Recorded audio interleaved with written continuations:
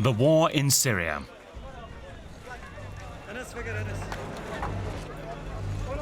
Caught up in the middle of it all is a young Kurdish video journalist.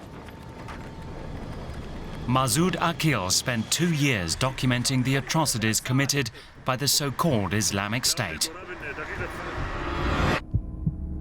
until he became a victim himself.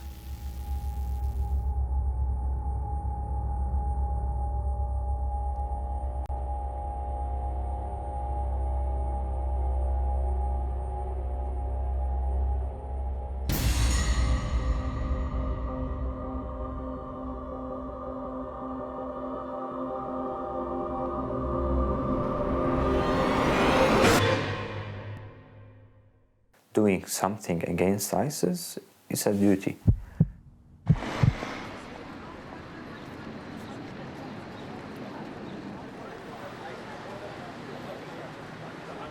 Masoud Aqil only just made it.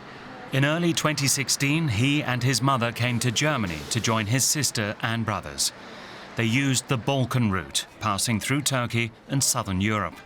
Shortly afterwards, that route was closed. I took the decision of leaving because of some security reasons. I was obliged to do that, like any other person who was obliged to leave his home, his city, his country.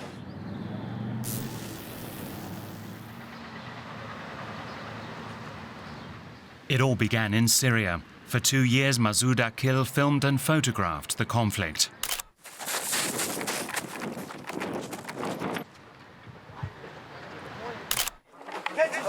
At first, the regime of Bashar al-Assad moved to put down a popular uprising.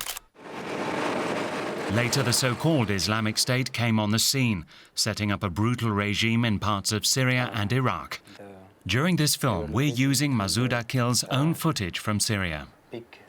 We couldn't believe that in the 21st century of this time that something could happen. A big area like Sinjar could be attacked by ISIS, and thousands of people, how it could be that they would be kidnapped. And we made some pictures in the beginning, and later we stopped covering and we started to help the people.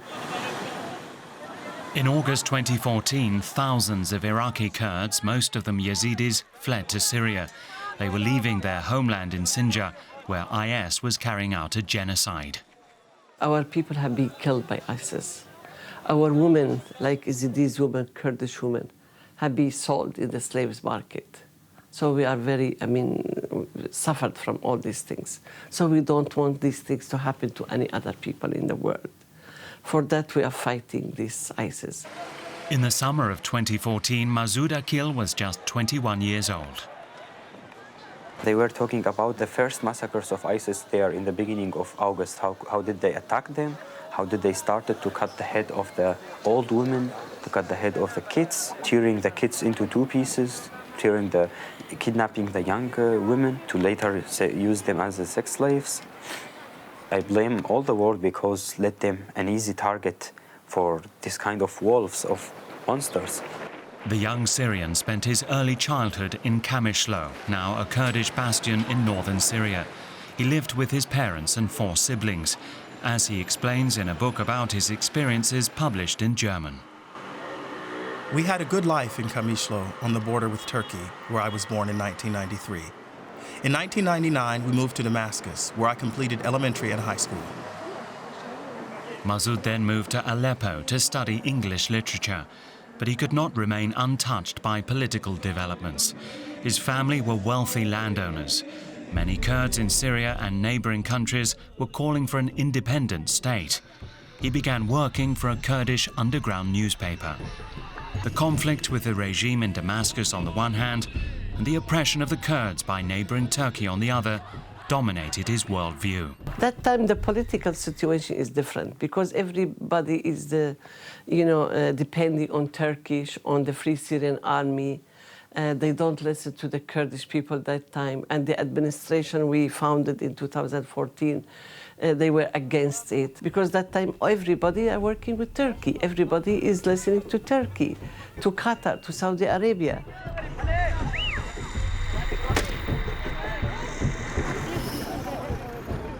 But Then the Kurds found themselves facing a new opponent and a new threat. In northern Syria, the Kurdish PKK was fighting the so-called Islamic State. It actually started in 2012 when the militants in Syria were still fighting under the banner of al-Nusra. For 20 months, Masoud Aqil continued working in Syria for a Kurdish television network based in the city of Erbil in neighboring Iraq. He worked with a Kurdish reporter, Farhad Hamo. The two of them often visited Sheikh Mehdi Daham al-Hadi of the Arab tribe of al-Shamar, an ally of the Kurdish YPG militia. But in Syria's complex war, it wasn't always possible to know who was a friend and who was a foe. The most dangerous issue was covering the front lines, the front war lines against ISIS. At that time, the Kurdish forces, the YPG, and even the Peshmerga, they didn't have the heavy weapons at that time. And going there with no safety, it was completely dangerous. But at the end of 2014, events took a different turn. Things started looking up for the Kurds and their Arab allies.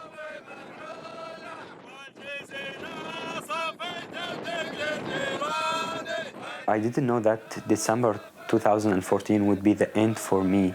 I didn't thought that because December was like any other month, full of dangers. It was winter, cold. We were covering the nearly 5 Kurdish cities in every month.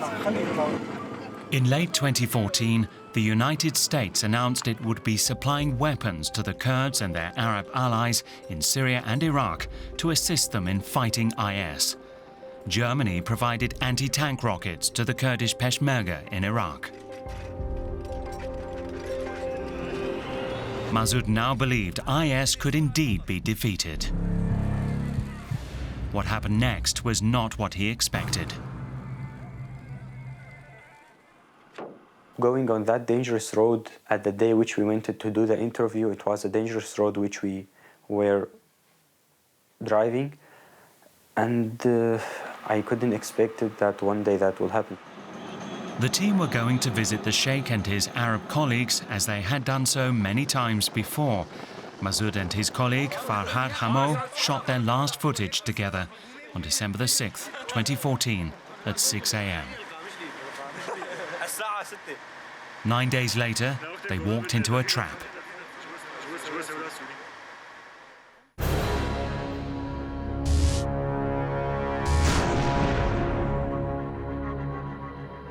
My workmate Farhad waked me up to tell me, look, who are these people? They were nearly 10 meters far away of us. Their car was stopping in the road and in the direction to the ISIS land. And I get shocked to see them all wearing the masks. The IS militants appear to have had a tip-off. They had strayed deep into Kurdish territory to wait for them. Farhad Hamo and Masoud Aqil were captured. The longest time was in a Raqqa prison. It was for around 100 days. It was a football stadium in the main city center of Raqqa city. Here it was.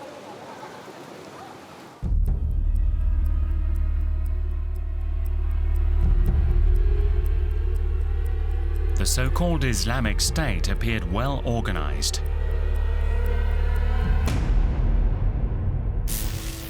It's like a prisoner ID in the ISIS prison. And this paper had been fooled by an ISIS member. He was from Tunisia, and that was in a Shaddadi prison. Then came months of terror. Masoud was in 6 different IS prisons in all.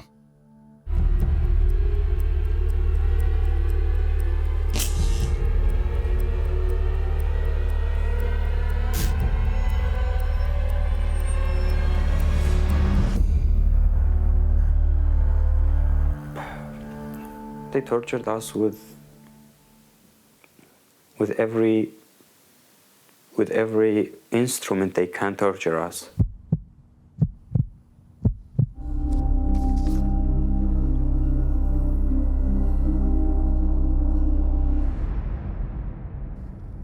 They started, first of all, to investigate and to ask questions, and during the answering, they started to torture me, beating me by sticks on my legs, on my back, slapping me on the face, pulling my hair, and every day or every 2 days, and sometimes twice a day.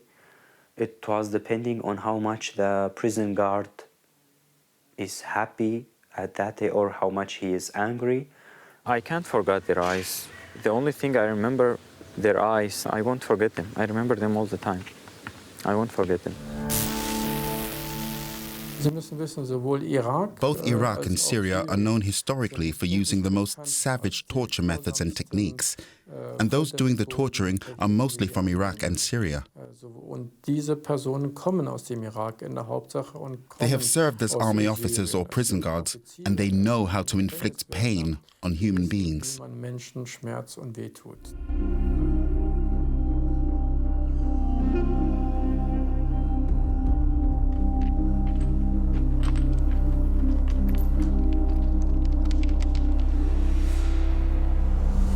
Can you believe that the torturing was a routine? It was such a kind of something should be done. Sometimes in the day which they didn't torture any prisoner, we were feeling that something is missing, something weird is happening. Yeah. So that the only way you are to endure that was to live with it. Your feelings change, your values, and the whole core of who you are. The torturers seek to destroy the personality the individual had before they were captured. It's very deliberate.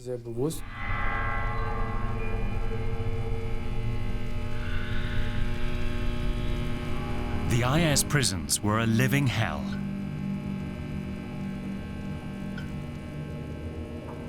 Stinky smell of the cells.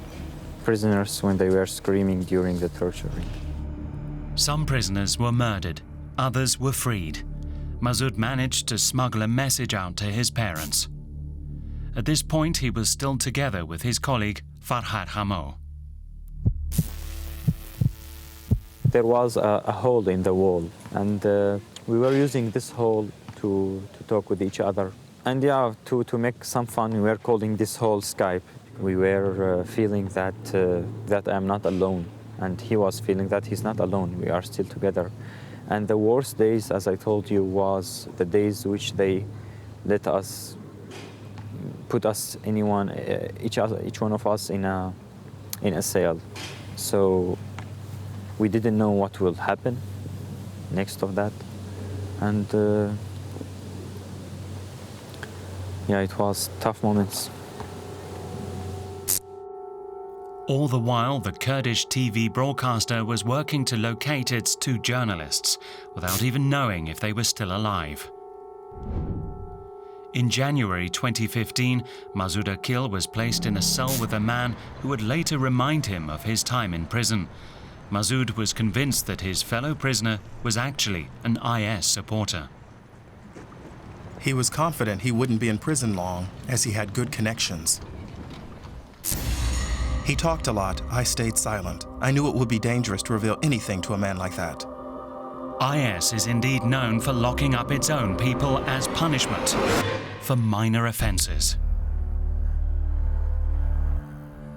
IS wanted to build a totalitarian state. Prisons and torture are part of the methods used in totalitarianism. He was part of ISIS, and I knew he would do his duty and immediately report back anything that might incriminate us. Helpless, I listened to his heroic stories until I pretended to be tired and turned away to the wall. This is a very typical pattern. IS often uses spies in its prisons. I met many tens of ISIS members there, ISIS prisoners they were, and ISIS members were telling me what they want and how do they act. And they were finding all these killings and all this torturing, they were finding it useful.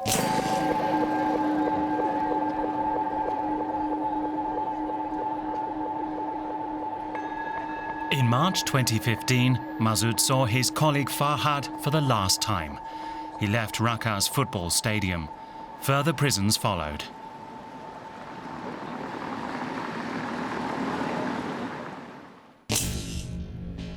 He made friends with another fellow sufferer, Haji Issa, from the northern Kurdish city of Kobane.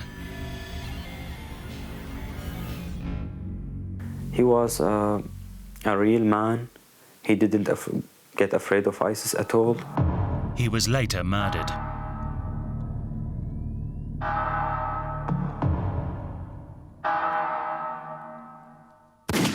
I had the chance, all the world had the chance to see him in a video before he's being killed. ISIS published a propaganda video killing him. The militants even exploited children in their propaganda.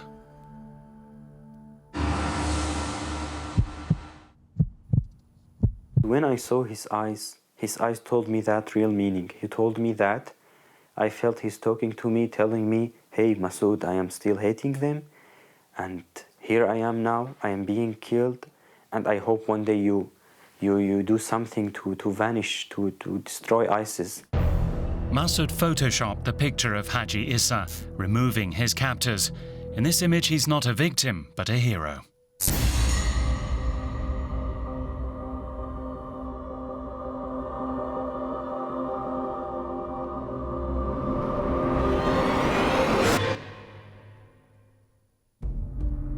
One day, quite unexpectedly, light came into my life.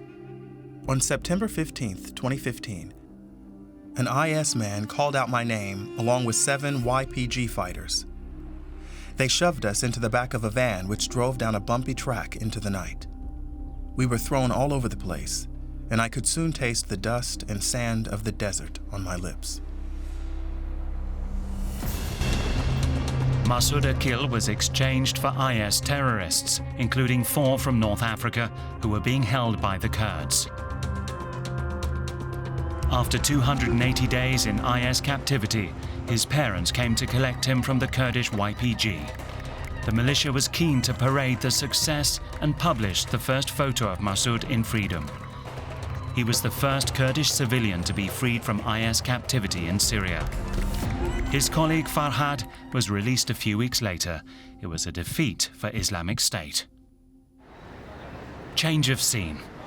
At the end of 2015, when hundreds of thousands of Syrians were heading to Europe, Masoud Aqil decided to join them.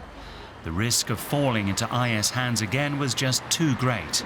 He chose the Balkan route, ending up in Germany, a journey fraught with risk. Now when I think about it,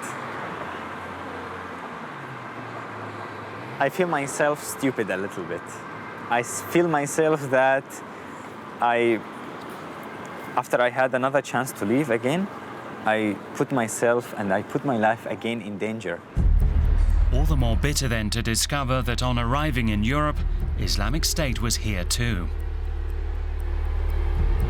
IS supporters launched numerous attacks on European cities, targeting Berlin in December 2016.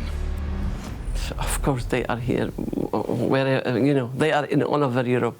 Otherwise, what happened in the Weihnachten, you said, in the beginning of the last year, New Year, when the man with his car killed many people. Even just before many days in Paris, also in France, it happened. And even in many places in the world, it happened in Belgium. So many attacks from the terrorists now is coming to Europe. The influx of refugees from northern Syria in 2014 and 2015 brought many members of militant organizations to Germany. There were ISIS members and others too. Masoud Aqil says the very same IS supporters that he had encountered in various prisons in Syria are now here in Europe. He tracked down most of them through the internet. In early 2016, he passed through the process of being registered as a refugee in Germany. He was just one of hundreds of thousands. No one was interested in his information on IS.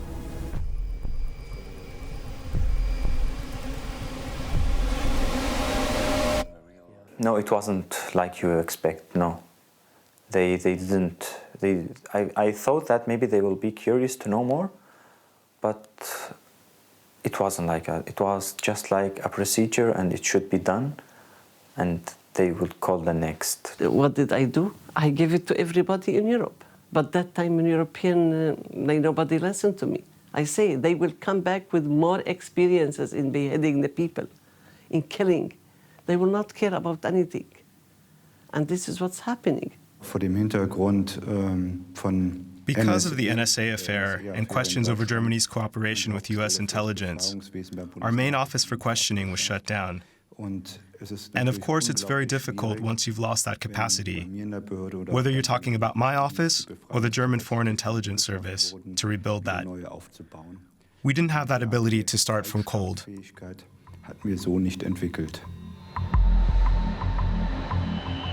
So what happened to those IS supporters from Syria who came to Europe? Finally, in the autumn of 2016, Masoud decided to go to the police. He also published his book to spread the word. Unfortunately, they are not refugees. They are, let's say, criminals, bad people, people who had to join the radical groups, Islamic radical groups, or people who had did crimes against the civilians in Syria or in Iraq. IS is also said to be active in Germany's refugee shelters. They are very good at what they do. They act almost like social workers. They take care of the people, translate for them. They are there for them when they have concerns, and at the same time, they are indoctrinating them. There is the group of IS terrorists who have come to Europe with the task of conducting terror attacks. But then there's another group of IS fighters who perhaps just want to remove themselves from the fighting. They're still dangerous because they totally believe the ideology, even if they haven't been commissioned to carry out an attack at this time. During long, sleepless nights, Masoud Aqil drew up a list of suspects. It's Masoud's list.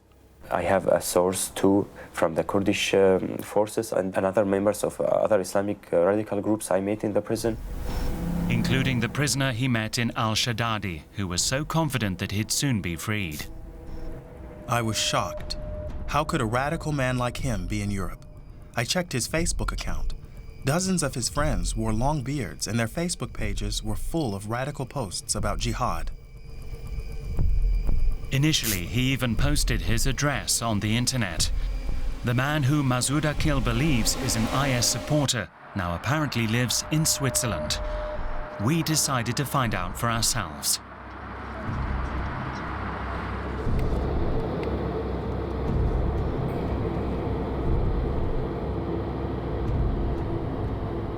We believe that in many cases, this information from refugees is genuine and reliable and needs to be investigated. There is, of course, also information which we believe is incorrect or just can't be proven. And sure enough, we find the man in Switzerland, the refugee that Masoud says he knows from the prison in Al-Shaddadi. We decide to question him.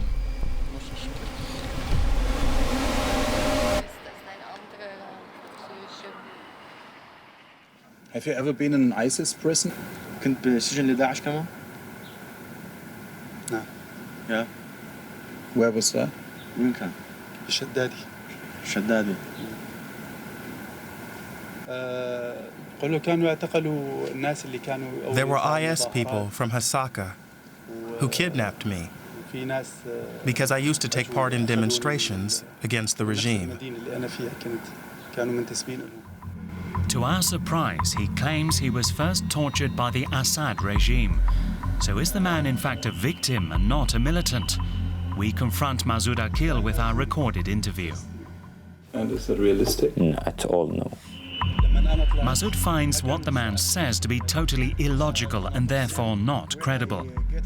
Why would ISIS punish him for opposing the regime of President Assad? He said that, tell him that they arrested me because I refused hold the gun in the demonstrations. not against ISIS. We believe well over 80% of the tips from refugees are reliable. A lot of the information provided by refugees are incorrect and simply aimed at defaming others. So you have to treat these accusations very carefully. So we tested Masoud Aqil's information once more. There are people saying that you gave coordinates of Kurdish settlements in Hasaka to ISIS. Is that true?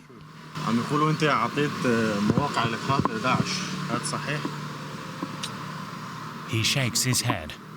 And you were sure that he's an ISIS guy? He was an ISIS member. How?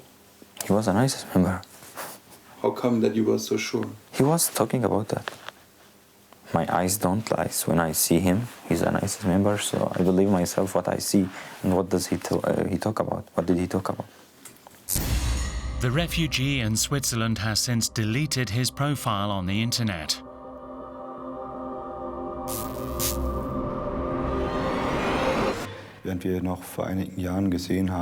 A few years ago, many young IS jihadists would post photos online where they would proudly talk about the violent acts they'd committed. That was very helpful for the German authorities when they were later carrying out their investigations. But the young jihadists now are much more reticent about giving out information.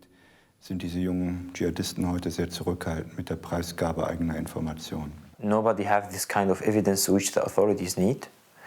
We can't, as I told you, we can't bring their fingerprints from there to here. Yeah, but all what we have names, things they did, the dates of massacres they did, where they were at that time when they were in Syria, in which radical organization they were working for. So we have this kind of information. The debate over the value of information provided by refugees is only just beginning. But one thing is clear: Germany urgently needs some of that information in the fight against terror in Europe, and will have to start listening to the new arrivals far more closely.